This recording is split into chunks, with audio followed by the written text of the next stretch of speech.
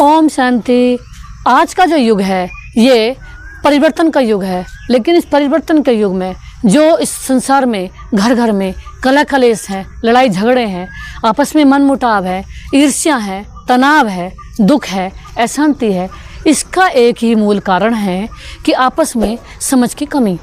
तो समझ कम आएगी, समझ जब आएगी किसी ने एक ने कोई बात कही और दूसरे ने उसे प्यार से मान लिया, दूसरे ने उसको यूं ही यूं उस बात को समझ लिया। लेकिन हम एक दो अपने अभिमान में अपनी जो है अपनी बात को लेकर के ही हम अभिमान में आ जाते हैं, खड़े हो जाते हैं कि हाँ मेरी बात ही राइट है। लेकिन भगवान ये कहता है कि अगर हम एक दो की बात को भी प्यार से सुनेंगे उसे, और प्यार से उसकी बातों को हम सुन करके समाएंगे और हम मुस्कुरा करके संतुष्टता के साथ उत्तर देंगे, तो इस दुनिया में जितने भी कलह हैं, कलेश हैं, लड़ाई हैं, झगड़े हैं, सब दूर होते रहेंगे। क्योंकि ये युग ही है, परिवर्तन का युग है।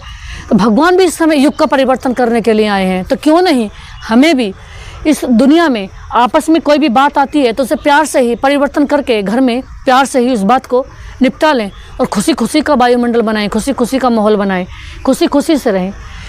कहते हैं एक चुप सदा सुख, कहते हैं अंतर्मुखी सदा सुखी, कहते हैं एक मौन, बाबा कहते हैं एक मौन ही सब सुखों का कारण है। तो बाबा ने कहा अगर कोई एक गाली दे रहा है, परेशान कर रहा है, हम अगर मौन रह जाते हैं, हम प्यार से उस बात को समझ लेते हैं और प्यार से उसको अपना लेते हैं, उसको स्वीकार कर लेते हैं और घर में एक दूसरे की बात को सहन करके चलते हैं, समा करके चलते हैं, तो सारे घर में हमारा खुशियों का माहौल बन जाता है। और घर ही नहीं बल्कि आसपास का पड़ोस भी सदा ही खुशियों से भरपूर हो जाता है। ओम शांति।